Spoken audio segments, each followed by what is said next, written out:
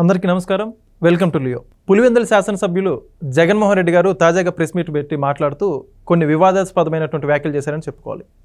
ఏదైతే వైఎస్ఆర్సీపీకి చెందినటువంటి సోషల్ మీడియా కార్యకర్తల్ని అక్రమ అరెస్టులు చేస్తున్నారని, ఇక మీదటి నుంచి నేను కూడా సోషల్ మీడియాలో పోస్టులు పెడతాను, ప్రభుత్వాన్ని ప్రశ్నిస్తున్నాను, అదేవిధంగా తన పార్టీ కార్యకర్తల నాయకులు కూడా అందరూ చేయాలని పిలుపునిచ్చారు. అయితే అసలు మొదటగా తను అరెస్ట్ చేయడం, వీటన్నిటి గురించి ప్రభుత్వానికి సవాల్ విసరడం, వీటన్నిటి గురించి మాట్లాడే ప్రయత్నం చేద్దాం. మనతో ఉన్నారు సీనియర్ పొలిటికల్ అనలిస్ట్ రాజేష్ అప్సాని గారు.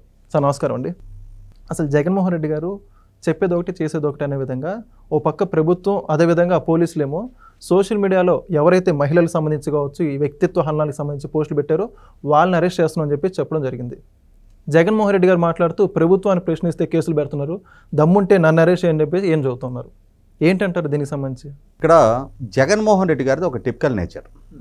మనం సమాజంలో కొంతమందిని చూస్తూ ఉంటాం.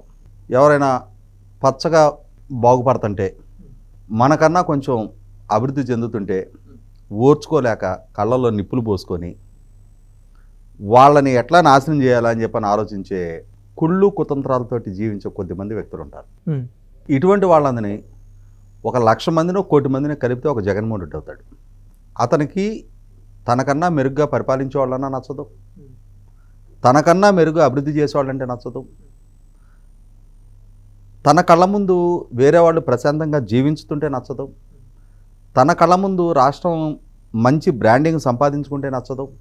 కాబట్టి వీటిని నాశనం చేయాలి అనే ఏకైక లక్ష్యంతో ఆయన నిత్యం తాపత్రయపడతా ఉంటాడు, శ్రమిస్తూ ఉంటాడు, ఆరాటపడతా ఉంటాడు.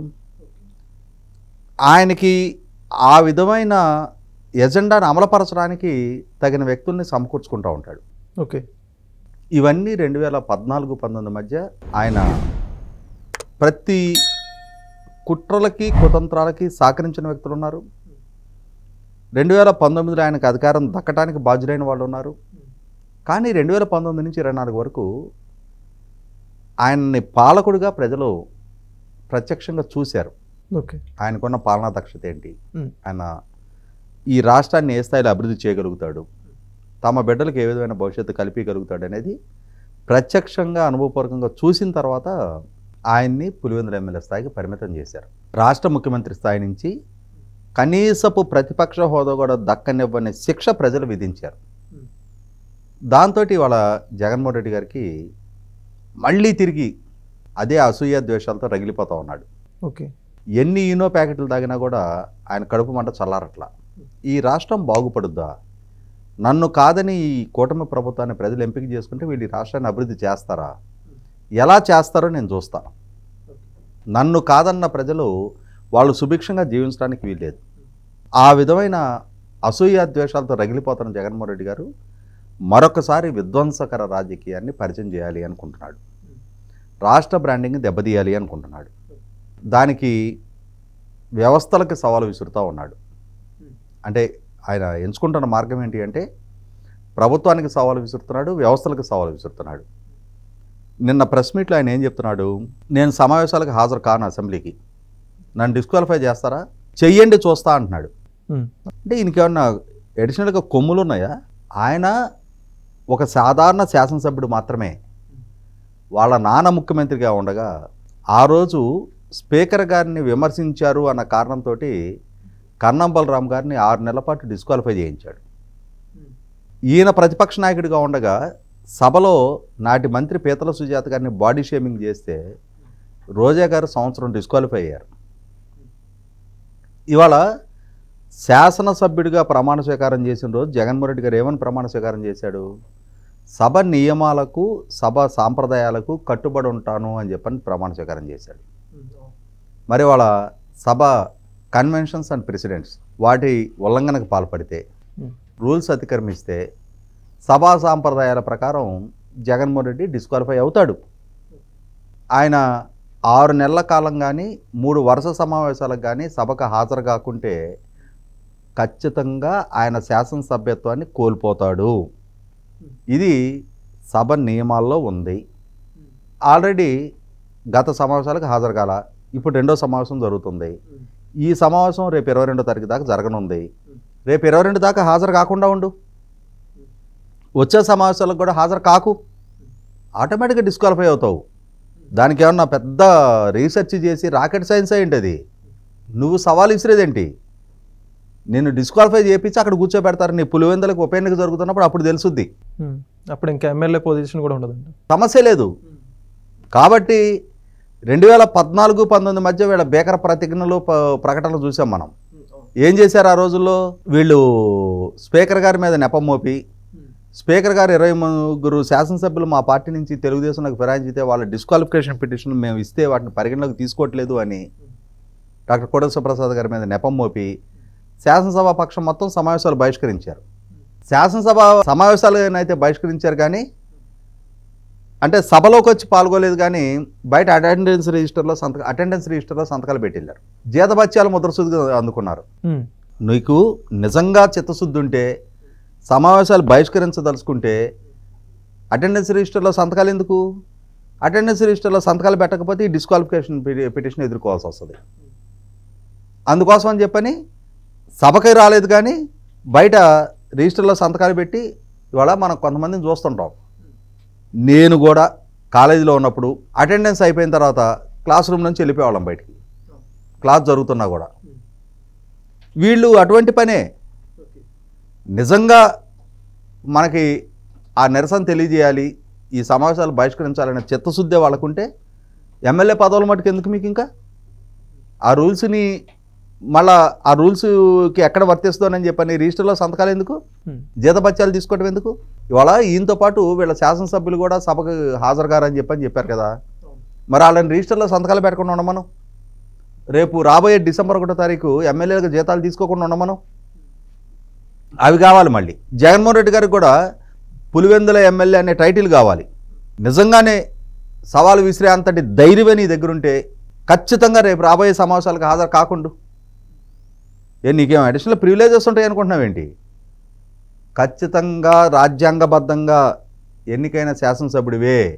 ఆ రాజ్యాంగాన్ని అతిక్రమించినప్పుడు ఆ వెసులుబాటు ద్వారా ఏం జరగాలో అది చేసి చూపిస్తారు. తర్వాత ప్రభుత్వం కూడా ఆలోచించుకోవాల్సింది ఏంటి అంటే, నిన్న ఇంకొక సవాల్ విసురుతున్నాడు ఆయన. నేను చంద్రబాబు నాయుడు గారు 420 అని ట్వీట్ పెడతా, నా శ్రేణులందరితో కూడా పెట్టిస్తా, ఎవరేం బిగుతారో చూస్తా అంటే ఇవాళ ప్రభుత్వ వ్యవస్థలకు సవాలు విసురుతున్నాడు. మా శ్రేణులు చట్ట ఉల్లంఘనకు పాల్పడతారు, మీరేం చేయగలుగుతారో చూస్తాను అంటున్నాడు. అంటే వాళ్ళ సమాజంలో అస్థిరత సృష్టించే ప్రయత్నం చేస్తున్నాడు, శాంతి భద్రతల సమస్యలు సృష్టించే ప్రయత్నం చేస్తున్నాడు, రాష్ట్ర ప్రభుత్వ ప్రజాస్వామ్య పరిపాలనని పరిహసిస్తున్నాడు.